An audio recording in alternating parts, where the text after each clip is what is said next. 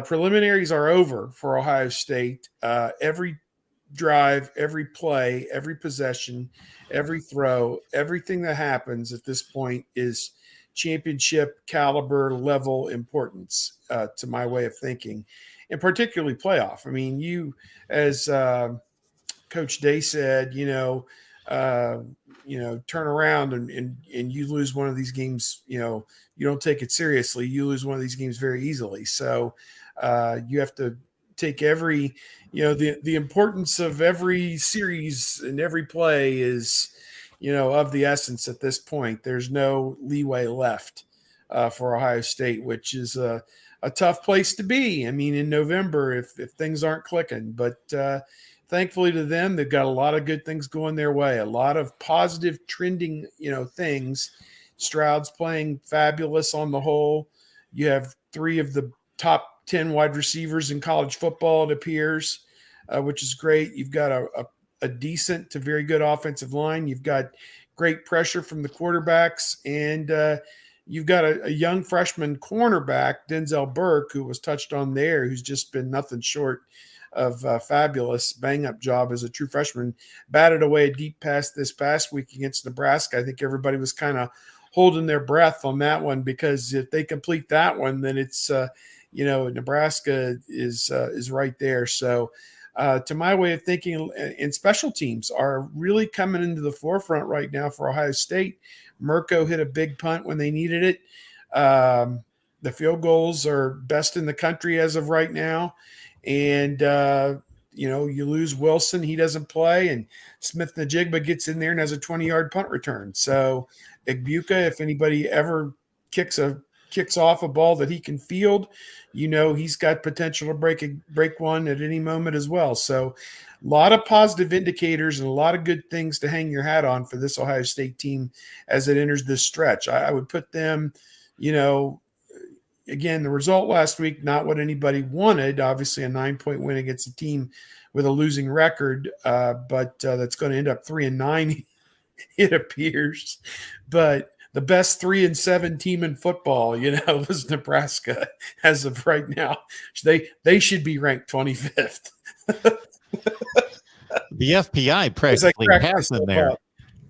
Some of these computer rankings practically have Nebraska in the top 25. Folks, join us on Patreon. You get my top 25 picks. I pick all the top 25 games plus some more. 13-8 last week against the spread, and about 61% for the season. Do the math. If you know anything about wagering, you'll make a few bucks there. 61% against the spread. And guess what? These 3 selected 12-pack as well. Nebraska leads Patreon. The nation in single-digit losses. Yes. I made this statement during my Big Ten power rankings. Give Nebraska an extra touchdown in every game, and they're the best team in the conference. They're 10-0. Before we get you guys' picks, we'll finish up with our predictions. But these guys have delivered every week, and for the last hour, so we want to certainly find out what they've got going on, and people listen up, starting with Kevin. What you got, Kevin? Froze for a second. Am I supposed to be giving a prediction that I haven't written now, or what am I working on? No, you were supposed to be telling us where we can find you. Okay. I just was like, oh boy, I don't have a prediction ready yet. I'm over at BuckeyeScoop.com. You can find me on Twitter at Kevin_Noon. You can find my podcast, The Big Me Kickoff.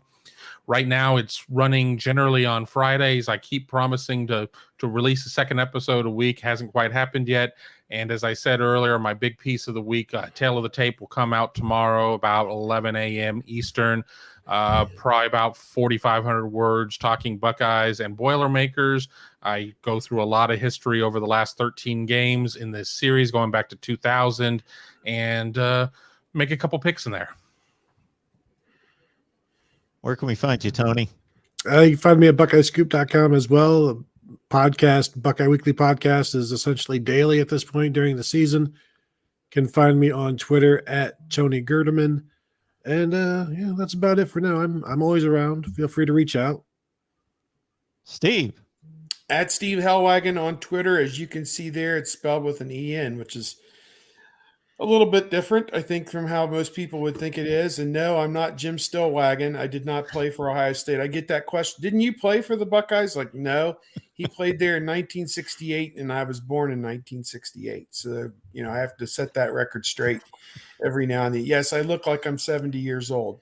So, at any rate, there and bucknuts.com, and I've got my hands full right now. I am drinking water out of a hose doing this fire hose with this basketball and football overlap. Any of you crazy people that also like Ohio State basketball, about 10 of you, I think, probably watched that game last night with half horror and half delight to see that they did win the game, but it came on a made shot with 0.3 of a second to go, and they beat a Mid-American opponent 67-66. And covering all aspects of that, today is the signing day for basketball. 5 new players signing with the Buckeyes today.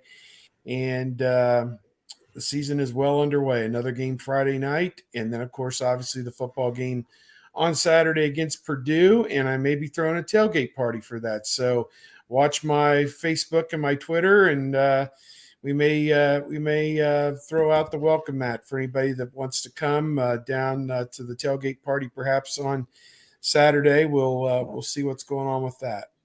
And while Steve has collected many illustrious awards during his career, I don't believe any of them include the Outland Trophy. No. Okay. No.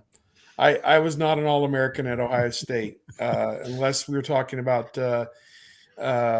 number of last calls made at the beer stube or, I don't know, keg stands or whatever else. But, yeah. Do we want to make predictions? You guys ready? Nope. No predictions. I mean, if they want to, just pick me third because I'm trying to fit. I'm going to write mine. I actually went in to look to put my picks in for your product, and the page wasn't up to date yet. It was still last week, so I of course went in and changed all of my picks to the right picks. Well, I will get that out very soon. And if you guys want to save your picks for your other platforms, that's certainly fine. But if you guys want to make your picks. What comes to my mind is like 38-24, something goofy like that. Just Ohio State 5, Purdue 3 in terms of touchdowns, something like that. Ohio State's got to get off this thing where they're only scoring 2 touchdowns. That's got to go. They got to get back to putting the ball in the end zone and shooting off the fireworks. And, Olave, Wilson, Smith and the Jigba, Henderson, one apiece, and then somebody else gets a random one. That they got to get back to doing that, because if they're not doing that, their margin for error really, really shrinks up pretty quick. Because this is not a vintage Ohio State defense. It's a good enough Ohio State defense, but they've got to score touchdowns to be the team that they need to be. And this is a game to get that straightened out. Yeah, I also think Purdue needs to score touchdowns. So I don't know how involved with field goals they're going to be. Originally, I wrote down 35-20, and then I talked myself out of Purdue kicking field goals, and I have made it 38-21 with Ohio State. They get the offense back on track. Playing at home will help do that. Playing Purdue's passing defense, I think, will also help do that, provided they pass block. I just don't see Ohio State stopping, holding Purdue to 10 or whatever.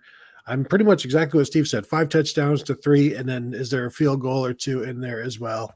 So 38-21, Ohio State, which is still 3 points under the over-under. I'm kind of sitting there thinking as these guys were talking, I'm at 34-21 Ohio State. I see 4 touchdowns to 3 with a couple field goals, because after 4 field goals in one game and 4 field goals in the next game, even if they turn things around, I think they still may end up settling for 2 field goals at that point.